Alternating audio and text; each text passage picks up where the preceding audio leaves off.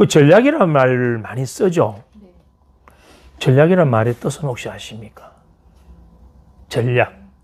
그리고 무슨 전략 계속 전략이라는 말을 많이 쓰잖아. 그러니까 지금 앞에서도 계속 전략을 이야기했거든. 우리 삶의 모든 결과는 우리가 선택한 전략에 의해 나온 어떤 보상이라고 볼 수 있는 거죠. 그럼 전략이 뭘까요? 어떤 걸 전략이라 할까? 운동선수 입장에서 전략이라는 건 어떻게 보면 내 운동 수행과 경기력을 최적화시킬 수 있는 자신의 상태를 만드는 것, 컨디션을 만드는 것이라고 정의하면 아주 쉽죠. 그게 전략이라고 한다면 목표에 도달하기 위한 어떤 최적의 방법 아닐까요? 그 전략이? 목표에 도달하기 위한 최적의 방법. 자, 아까 제가 앞수업에 말씀드렸던 공부를 하는 데서는 공부를 1등하는 학생이 있고 꼴찌하는 학생이 있습니다. 이 두 학생의 공통점과 차이점에 대해서 아시죠? 공통점은 뭘까요? 학생이 최선을 다한다. 최선을 다한다. 공통점은. 차이점은 그들이 선택한 전략이 다르다. 자, 그럼 전략을 1등한 학생은 수업 시간에 선생님 그 강의에 집중을 했고 또 학교를 마치고 난 이후에도 계속 복습을 하고 또 학원을 간다든지 독서실에서 계속 공부를 합니다. 토요일, 일요일도 쉬지 않고 공부를 합니다. 꼴찌한 학생은 전략이 어떤 전략일까요? 1등한 학생이 앞에 전략을 설명드렸다면 꼴찌한 학생의 전략은 달라요. 수업 시간에 잠을 잔다든지 수업 시간에 떠든다든지 수업 시간에 다른 생각을 한다든지 또는 집에 와서 게임을 한다든지 놀기만 한다든지 낮잠만 잔다든지 TV만 본다든지 하는 이런 전략을 선택하는 거예요. 그러면 1등하는 학생은 공부할 수밖에 없는 그 전략을 선택해서 최선을 다하고 있고 꼴찌하는 학생은 공부 안 하는 쪽에 최선을 다하고 있는데 이때 이 선수의 전략이 이미 차이가 났다 이 말입니다. 그런데 어느 것을 선택하든 이 학생이 선택한 그 전략에 최선을 다하니까 에너지 동원은 똑같이 된다 이 말입니다. 공부 쪽에 에너지를 썼던 게임하는 데 에너지를 썼던 그건 서로가 선택한 차이가 나는 전략에 최선을 다하고 있기 때문에 똑같은 에너지를 쓰죠.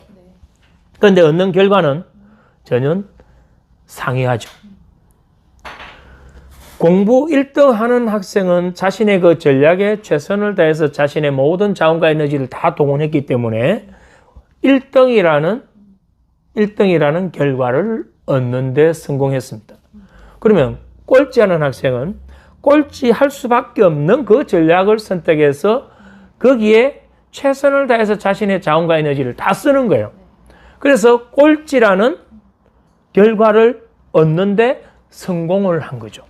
그러면 이 두 학생 1등과 꼴찌는 전략이 서로 다를 뿐 거기에 최선을 다하는 것도 똑같고 에너지 동원도 똑같고 결과는 1등과 꼴찌의 차이점은 있지만 둘 다 성공했다 이 말입니다.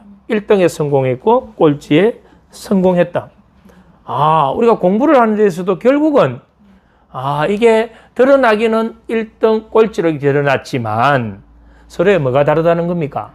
전략이 다르다. 운동선수에게도 똑같지 않을까요? 운동선수가 나는 1등을 만약에 해야 될 선수라면 1등 할 수밖에 없는 뭐를 가져야 되나요? 전략이 필요하죠. 우리는 그 전략이 잘못됐다라는 걸 모르고 계속 내 상태만 이야기하고 있는 거예요. 내 현재 상태만 이야기하고 있다 이 말입니다. 1등 하기 위한, 우승하기 위한 전략과 평범한 선수가 되기 위한 전략과 중간에 좌절하고 실패하고 포기하는 그 전략, 그 전략의 차이일 뿐이지 타고난 우승하는 선수, 평범한 선수, 포기하는 선수가 있는 게 아니다 이 말입니다. 그런데도 우리는 현재 드러나 있는 이 선수를 등급을 매겨서 난 이런 선수야, 이런 선수야, 이런 선수야라서 거기에 계속 고착화된 그런 사고에 빠져 있죠. 만약에 이 선수가 현재의 결과가 마음에 들지 않는다면 우리는 어떻게 해야 되나요? 전략을 빨리 수정을 해줘야 돼요. 전략을 수정하지 않는 상태에서 최선을 다하는 것은 내가 꼴찌 전략에 계속 최선을 다하기 때문에 꼴찌를 고착화시킬 결과를 얻을 수밖에 없죠. 그러면 내가 우승할 수밖에 없는, 내가 목표를 성취할 수밖에 없는 그런 전략을 어떻게 세워야 될 것인가? 그러면 나는 아침에 일어나서 기상 멘탈 트레이닝은 어떻게 하겠다? 그 다음에 저녁에 자기 전에 취침 멘탈 훈련은 어떻게 하겠다? 나의 일상생활 속에서 운동하는 시간 외에는 심상 훈련은 어떻게 할 것이다?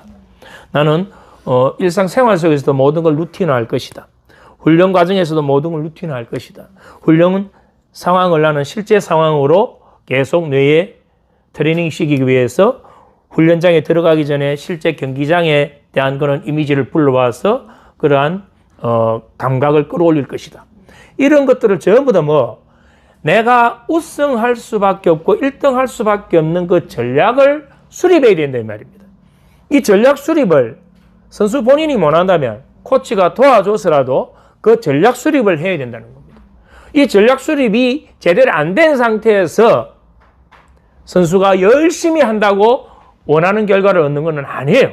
근데 대부분 선수들은 뭐냐면 열심히 했다라고 하고 있거든. 근데 열심히라는 건 누구나 다 열심히 하죠. 운동선수가 열심히 하는 선수 누가 있겠어요. 다만 뭐가 잘못됐다? 전략이 아침에 늦잠 자고 저녁에 핸드폰 들고 있다가 잠을 자고 비 오는 날 쉬는 시간에 나는 멍하니 TV나 보고 있고 친구들하고 놀러나 다니고 그러한 전략을 가지고는 1등 할 수가 없죠. 성공한 선수가 될 수 없죠. 그렇다면 우리는 냉혹해져야 돼요. 운동선수가 현재 자신의 수준이, 자신의 능력이, 자신의 기술이, 자신의 멘탈 상태가 모든 게 만약에 어느 등급에 와 있다면 이건 냉정하게 다시 전략을 재점검해 봐야 됩니다. 그 재점검을 통해서 전략을 빠르게 수정해야 돼요. 우리는 나쁜 습관을 가지고 반복하면 그 나쁜 습관에 중독되잖아요. 나중에 고치기 더 힘들어지죠. 나무가 처음에 올라올 때 이렇게 올라와요. 곱고 바르게 올라오면 나무는 아주 거목으로 성장하죠. 근데 나무가 처음 자랄 때 처음에 가지가 약간 삐뚤어지잖아요. 이 삐뚤어진 상태에 처음에 바로 빨리 잡아줘야 돼요. 안 잡아주고 계속 키우면 이 나무는 이렇게 번져서 나중에는 완전한 엉뚱한 방향으로 가버리는 것. 이게 우리가 운동선수를 코칭하는 데서 전략이다. 그러면 선수의 문제가 아니고 이건 뭘까요? 전략의 문제다. 대부분 선수들이 성공한 선수는 팔이 10개가 있고 100m를 5초 뛰고 이런 게 아니에요. 성공한 선수와 실패한 선수의 차이점은 전략이다.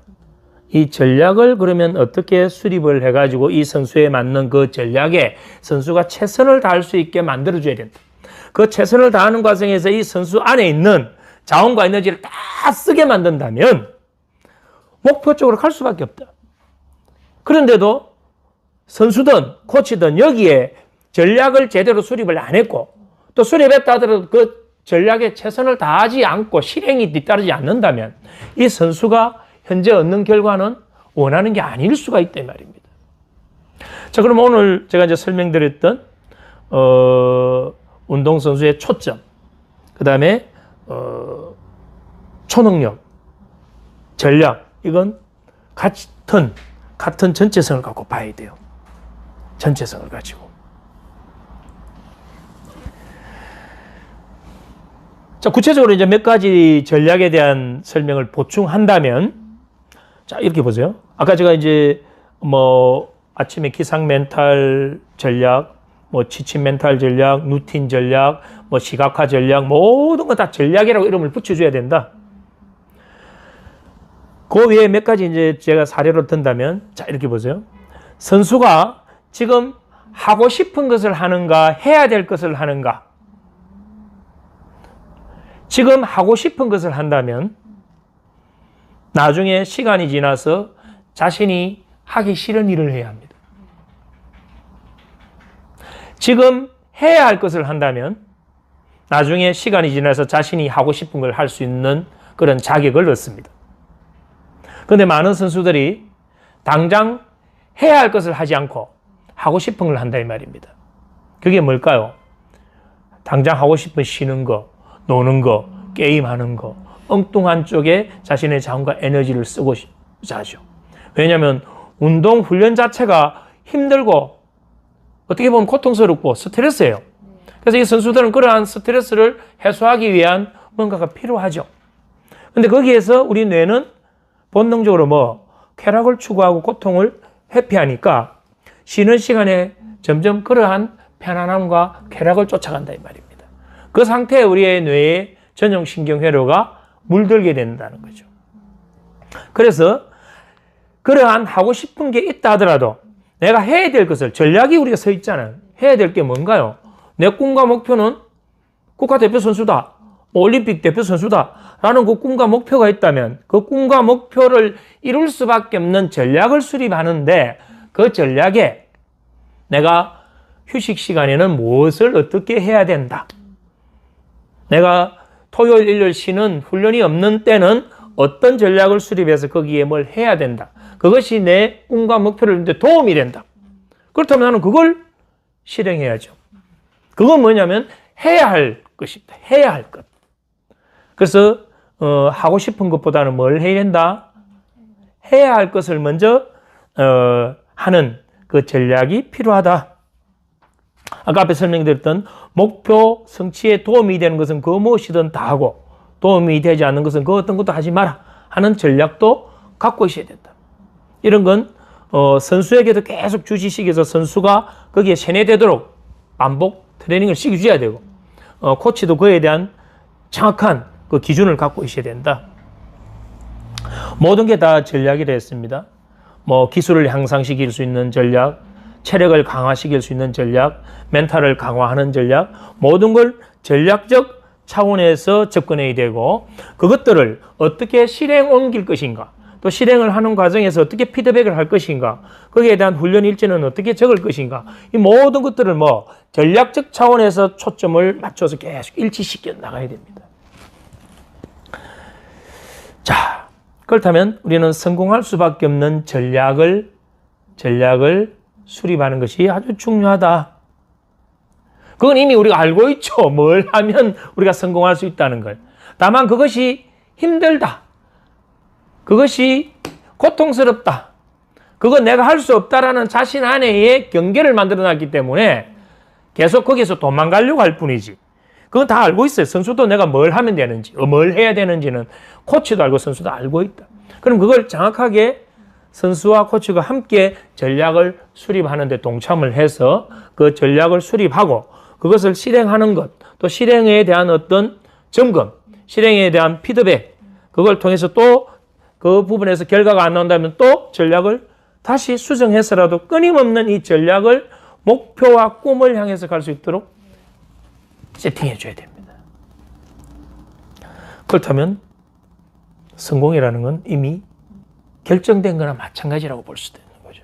우리는 그렇게 하는데도 성공이라는 건 모든 선수에게 주어지는 것이 아닌데도 불구하고 우리는 최소한 그런 것조차도 하지 않고 일반적인 남 하는 만큼만 하면서 남 이상의 어떤 과실을 얻고자 하는 그런 기대 심리를 갖고 있죠. 그것은 우물가에서 숭늉을 찾는 것과 똑같은 것은 어리석은 선택이 될 수도 있습니다.